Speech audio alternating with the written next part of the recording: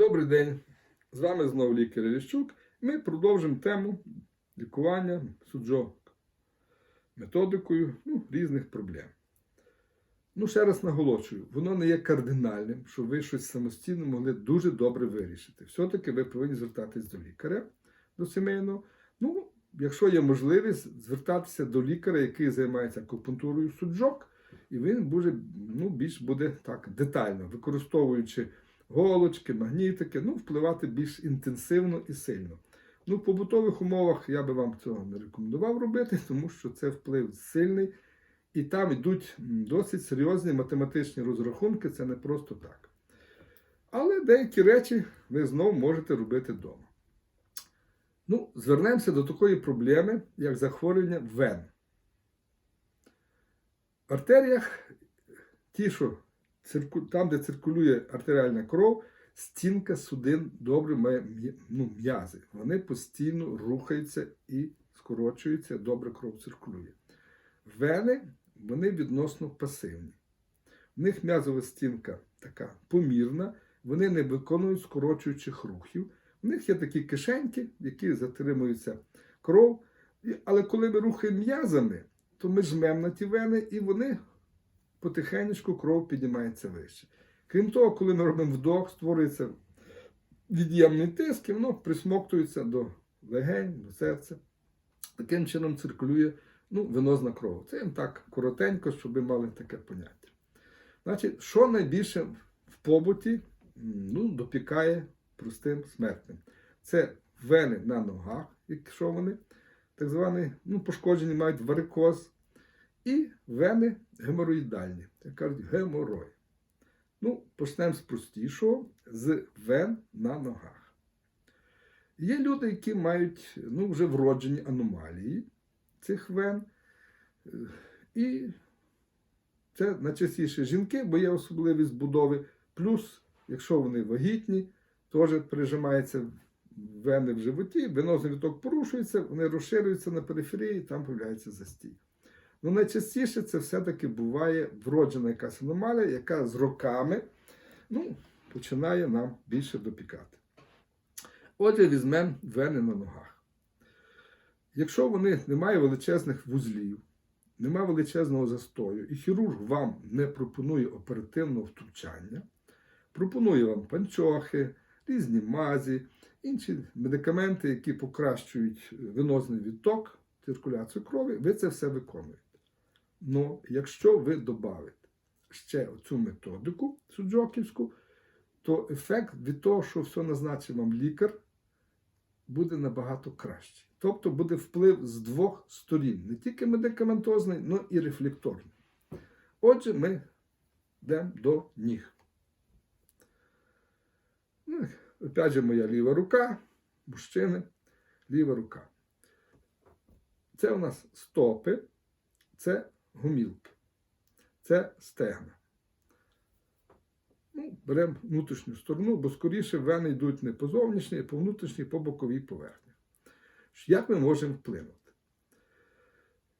Звичайний масаж. Гранчастим олівчиком ви берете і отак масажуєте. Ви мимоволі визиваєте рефлекс, який йде до вен, там кровушка циркулює веселіше, краще. Це один вплив. Інший вплив – купити, є такі масажні кольця суджоківські, така пружинка, і нею масажувати. Оці ваші гомілки. Масажується до відчуття такого тепла в самих цих ногах, в пальцях, жар, тепло. І слухайте, що робиться в ваших гомілках. Якщо там появилось відчуття тепла, значить рефлекс пішов. Кров там краще циркулює і відток покращується. Плюс там будуть виділятися ще невеличкі антагоністи запалення. Все-таки, коли є застій в венах, імовірність запальних процесів там збільшується. Якщо ви покращується відток, плюс виділяються конкретні хімічні речовини, що гасять все-таки запальну реакцію, тобто вам шансів попасти на операційний стіл є менше, і вони відтягуються в часі. Цілком ймовірно, що люди можуть і обійтися без без оперативного втручання. Ну, знову ж нагадую, це має вирішувати лікар-хірург. От.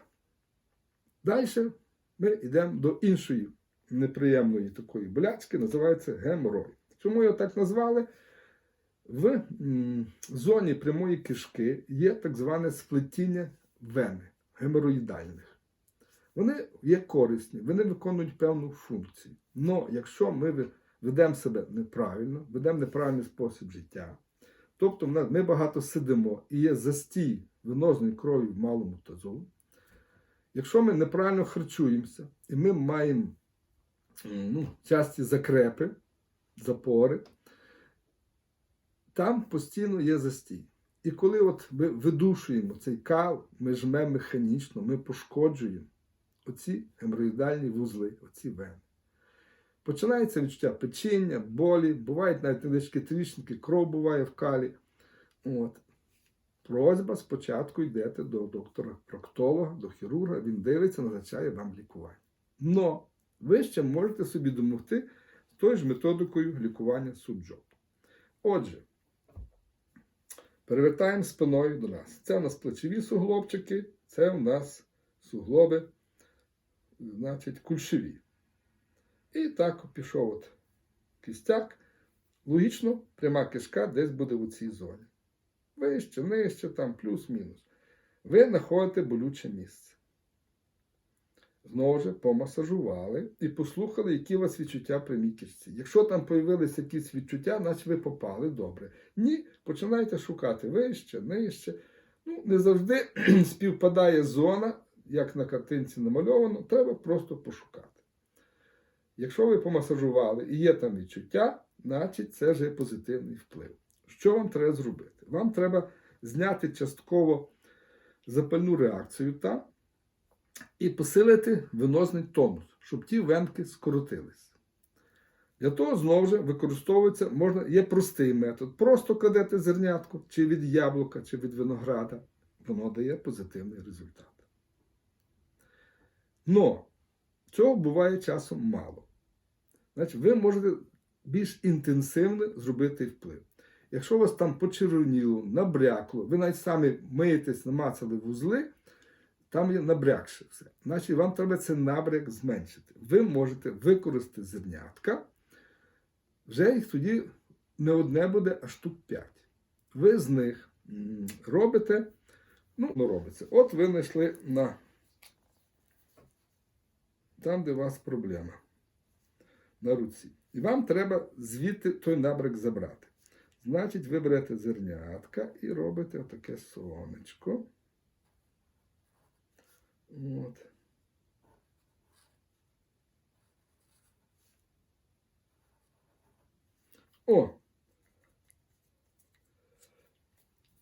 От зробили ви таке сонечко на лейкопластирі. І старатися, щоб цим центром попасти на це болюче місце, там, де ви знайшли на руці. Приклеїли, і ви з ним ходите. Знову ж нагадую, якщо у вас рука на виду, і ви не хочете, щоб вас всі питали, що це ви робите, то ви це саме все робите на нозі. На нозі там буде більш болюче, коли будете масажувати, і ефект після того сонечка, він буде більше такий, виражений, ніж на руці. Ви таким чином попрацювали, і зменшився набряк, розсіє, зменшується запальна реакція. Ви відчуєте покращення. І вам через якийсь час здається, все добре. Але геморроїдальні вузли все-таки ще такі вони, набрякші, нема ні болю, ні свербіння, вони випираючі. Так? Вам треба привести їх в тонус, ці венки, щоб вони скоротилися і пішов кращий відток. Нагадую, це має бути нормальний туалет ходити, якщо не кожен день, то хоч через день. Тобто достатня кількість клітковини, яблука, морква, капуста, яблука сирі, печені, що вам до вподоби. Ходьба. Якщо ви довго сидите, там є застій. Чим застій цей неприємний? Тому що застій буде не тільки в геморроїдальних вузлах прямої кишки, а й буде застій в зоні простати. Це мужчин. Це теж неприємна річ, розвиваються простатити, і потім вони мають консультацію уролога і всякі інші неприємні речі. Так от, треба привести в тонус ці вени. В тонус ви можете просто, знову ж, взяти одне зернятко, знаходите, все одно воно буде місце чутливо, і ви приклеїли, ходите і масажуєте, і масажуєте, і масажуєте. Імпульси йдуть туди, але оскільки набряк зменшився, то воно буде покращувати просто тонус навколо, не самих вен, а навколо тої клітковини, що є навколо вен. Тоді і вени скорочуються, зменшуються, набряк зменшується. І от таким чином ви впливаєте на ці геморроїдальні вузли.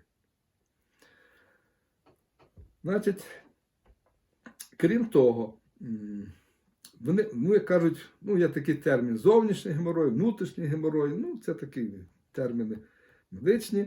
Зовнішній те, що ми намацали. А всередині є ж сплетіння, воно є вздовж прямої кишки, і воно теж може набухати. Значить, крім того, що ви впливаєте собі, це на пряму кишку, перевертаємо, це вихід самої кишки. Анус, як ми кажемо, там, де геморроїдальні вузли. Вона ж займає певне місце. Вона знаходиться, це все знаходиться під сечовим міхуром. Тобто ви ще можете вплинути на оцю зону, бо тут буде простата, сечовий міхур, зовнішні статеві органи, а під низом знаходиться пряма кишка. Ви також повинні на неї впливати. Знову ж дуже просто. Впливаючи на геморроїдальні вузли ззаді, ви впливаєте на пряму кишку спереду. Просто знайшли, помасажували, визначили, де найбільше болючі місця, і на ці болючі місця, знову ж, зернятка від яблук чи від винограду. Не принципово. І таким чином ви будете визивати позитивний рефлекс прямої кишки. Тут, яким чином ви поставили зернятка, не принципово. Чи так, чи тупими кінцями туди-сюди, не має значення. Бо тут має саме вплив механічний і знову ж опромінення тої зони в інфрачервоному спектрі. От ви таким чином вплинули на венозну систему прямої кишки і гомілок. Вони можуть, бачите, я трошки запустив увагу, більше сконцентрував на гомілках, вени можуть іти розширені і по стегнах. Буває так видно, що йде аж до пахової зони. Значить, впливати не тільки на гомілки, впливати і на стегна. Таким же методом розмасажували, кільцевий масаж, чи гранчастим олівчиком. І відслухати, що робиться в ваших ногах. Якщо які відчуття є, ви продовжуєте. Нема відчуттів, треба міняти тактику. Ще один такий варіант. От, скажімо, у вас вени розширені тільки на одній нозі. Скажімо, на лівій. Це у нас ліва нога. Ви впливаєте на ліву ногу. Обов'язково. Тут крутите. Но якщо у вас на правій нічого немає, ви впливаєте на праву зону. Чому? Тому що є таке поняття дзеркальне відображення. Ваша проблема на лівій нозі все одно дзеркально, інформаційно, енергетично відбивається на правій. І впливаючи і на праву ногу, ви все одно впливаєте і на ліву. Це метод дзеркального, як кажуть, лікування. І таким чином ви собі трохи можете допомогти. Знову ж нагадую, в першу чергу це вирішує хірург, а ви тільки допомагаєте таким методом. Будемо надіятися, що такий метод вам трошки відстрочить оперативне втручання, а може і взагалі обійтися без нього. Все, до побачення. Підписуйтесь на наш канал і посилайте лайки.